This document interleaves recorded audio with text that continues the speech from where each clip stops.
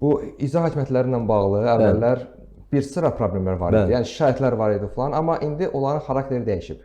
Əvvəllər deyirdilər ki, kimsə öz başçılıq eləyir, nə bilim orada ağalıq eləyir, xanlıq eləyir hansısa icra başçısı.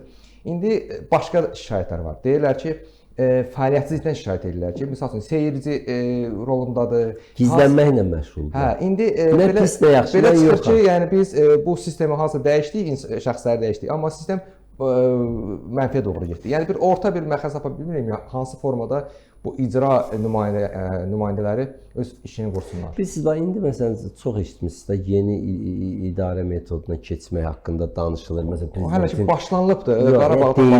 Qarabağdan başlayıb. Prezidentin səlahiyyətli nümayəndələri, icra hakimiyyətləri mənə görə eyni şey olacaq da. Bir gün adı icra başçısıdır, sabah səlahiyyətli nümayəndə olsun, birisi gubernator olsun, birisi nəsə olsun. Yəni əgər sistem, mexanizm işləmirsə, izah edə bilir. Məsəl üçün Facebook şirkətinin adını dəyişdi elədi Meta. Amma göz sistem işləyir deyə heç kim heç fərqinə də varmadı ki, o adını dəyişdi elədi ya dəyişmir. Amma bizdə sistemi dəyişmirlər. Bizdə belə deyək də sistemi işə salmaq istəmirlər.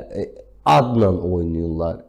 Məsəl üçün deyək də, mən bu gün icra başçısıyam, mexanizm eynidir. Sabah prezident səlahiyyətli nümayəndəsiyəm, yenə mexanizm eynidir. Mən niyə işləməliyəm?